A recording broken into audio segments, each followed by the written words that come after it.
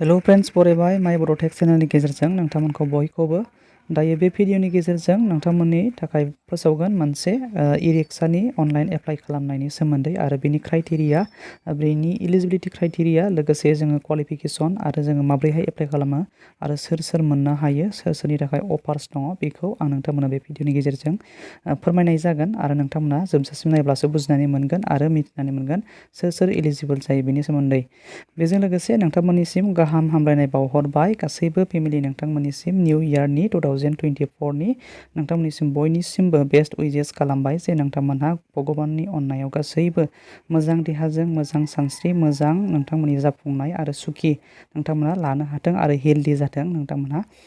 बेजों लोगोसे नोंथांमोननो बे भिडिअनि गेजेरजों फोरमायनोसै जोङो क्राइटेरियानि सोमोन्दै आरो बेखौ माब्ला एप्लाइ खालामनांगौ आरो बेनि लास्ट डेटआ माब्ला बेनि सोमोन्दै जों बे भिडिअनि गेजेरजों मिथिनानै मोनगोन आरो एप्लाइनि प्रसेसखौबो जों मिथिनानै मोनगोन। जोङो उइदाउट CEC रेजिस्ट्रेसन गैयाब्लाबो नोंथांमोना एन्ड्रइड मबाइलनि गेजेरजोंबो बेखौ इजि स्टेपाव एप्लाइ खालामनानै लानो हानाय जागोन आरो बेनि क्राइटेरियानि सोमोन्दै नोंथांमोना मिथिनो थाखाय भिडिअखौ नायदो। दायो जोङो बे मेन अफिसियेल साइटआव दंफैयो जे बेहाय आसाम माइनरिटिस डेभेलपमेन्ट बर्ड बे साइटआव दङ। दायो बे साइटखौ जों माबोरैहाय मोनो नोंथांमोननो फार्स्ट स्टेपनिफ्राय दिन्थिगासिनो दङ नोंथांमोना नायलांबानो जाबाय।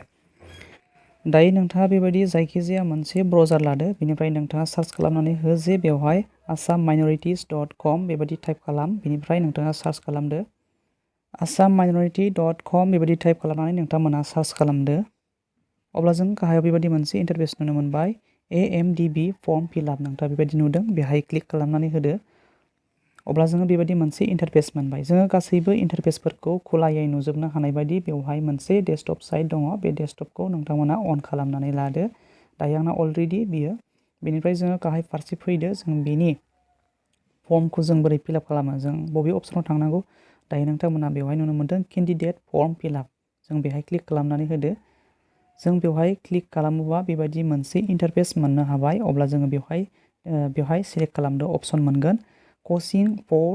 इन्ट्रेन्स एग्जाम UPSC बिदि नुनो मोनदों। बेनिफ्राय डिस्ट्रिबिउसन्स अफ सुइं मेसिन बेवहाय अफार्सआ जाहैबाय साबसिडि हिसाबै बेवहाय 80% साबसिडि जों मोननो हानाय जायो। जों एप्लाइ खालामगोन डिस्ट्रिबिउसन अफ ई-रिक्शा बेहाय जोङो थांगोन बे अपसनाव बेवहाय गोबां सुइं मेसिनबो दं बेवहाय रिलिजियन वाइसै बेनि क्राइटेरियाखौ होनाय जादों। दायो डिस्ट्रिबिउसन अफ ई-रिक्शा बेवहाय जों क्लिक खालामगोन। बेनो जाबाय माखासे माइनरिटिसफोरनि थाखाय आसामनिफ्राय होनाय मोनसे स्किम्स एबा अफार बियो मोनसे साबसिडि। दायो बेहाय अपसन्सआव नुनो मोनदों पार्सनेल डिटेल्स जों बे पार्सनेल डिटेल्सखौ जों फिलआप खालामगोन आरोना पार्सनेल डिटेल्स बेनिफ्राय जोङो गाहाय फारसे मा मोनदों क्वालिफिकेसन इनफरमेसन बेनिफ्राय आदार क्वालिफिकेसन एबा आदार इनफरमेसन बेनिफ्राय जों गाहाय फारसे डकुमेन्टस आपल'ड होनांगोन। जोङो गिबियावनो मिथिनानै लाखादो बेहाय जों डकुमेन्टसखौ जों माबोरैहाय आपल'ड खालामगोन एबा बिनि फाइल साइजआ जों माबायदि जानांगौ बेखौ नोंथांमोना नायदो। गासैबो PDF फाइल जानांगोन माखासे JPG बाबो जागोन जों बेहाय नुनो मोनखादों नोंथांमोना नायबानो जाबाय नायनानै लादो।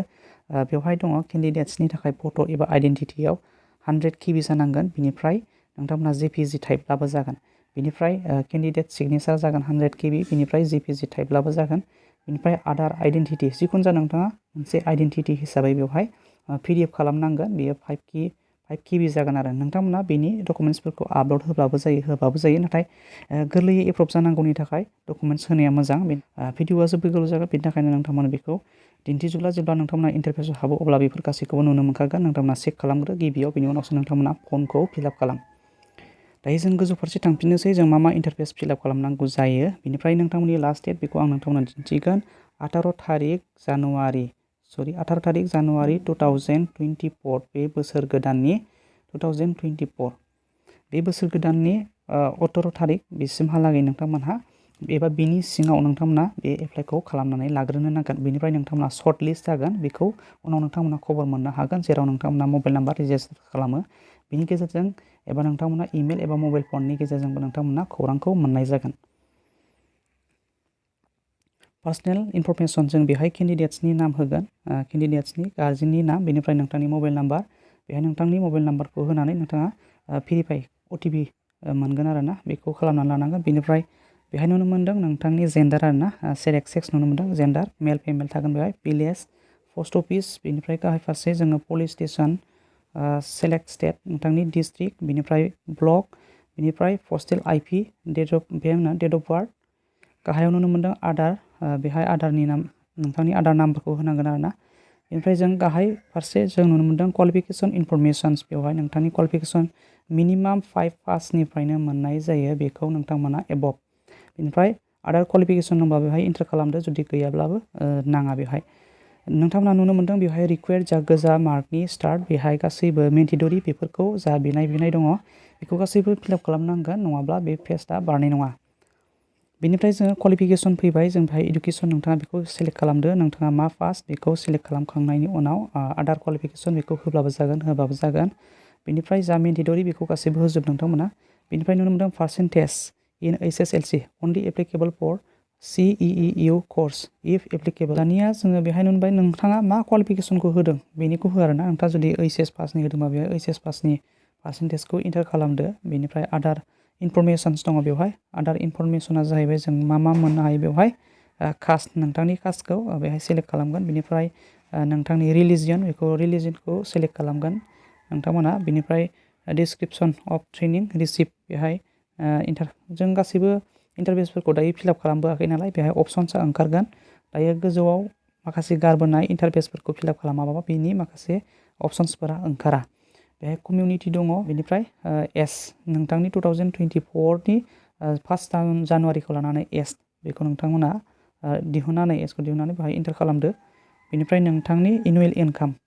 नोंथांनि एनुवेल इनकामा जाहैबाय मा होनना बुंदों बेवहाय 3 लाख इयाराव 3 लाख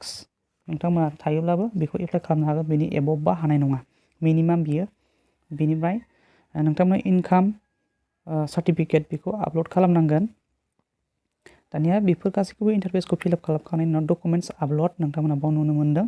डकुमेन्टस आपल'डआ बेवहाय थानायखिनिखौ नोंथांनि आइडेन्टिटि आरो नोंथांनि क्वालिफिकेसन बेफोरखौ होब्लानो जाबाय आरो आधार बेफोरखौ आपल'ड खालामदो गासैखौबो नांलाया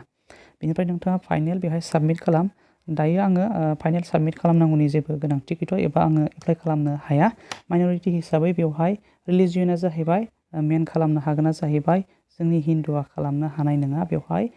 बुद्धिस्ट ख्रिस्टियान मुस्लिम बिथांमोनासो बेखौ खालामनो हायो अपसनखौ नोंथांमोना ख्रिस्टाननि थाखाय मोनगोन नोंथांमोना ख्रिस्टान जायफोरनाखि ख्रिस्टान नोंथांमोना बे अपसनखौ मोननो हागोन आरोना एबा बे अफार्सखौ मोननो हागोन नोंथांमोना माइन'रिटि आसामनि सिटिजेन हिसाबै नोंथांमोना एप्लाइ खालामनो हागोन बेनो जाबाय मोनसे क्राइटेरिया अब्ला लोगोफोर बिनि फाइनेल एप्लाइ प्रसेसखौ नोंथांमोननो आं दिन्थिजोबगोन स्टेप बाय स्टेप दायो आं नोंथांमोननो भिडिअ'आ गोलाव जागोन बेनि थाखायनो बेनि रेजिस्ट्रेसनखौ कमप्लिट आं खालामनाय जाला बेहाय नोंथांमोना साबमिट होब्लानो बेयो कमप्लिट जागौमोन अब्ला लोगोफोर भिडिअ'आ बेखिनियानोसै नोंथांमोननो जास्ट इनफर्म हिसाबै बे भिडिअ'खौ बानायनाय जाबाय थेंक इउ फर वाचिं लोगोफोर मोजां मोनदोंबा भिडिअ'खौ लाइक खालाम हाजासे शेयार खालाम आरो साबस्क्राइब खालाम जाहाथे नोंथाङाबो नोंथांनि लोगोखौ मदद होनो हानाय बायदि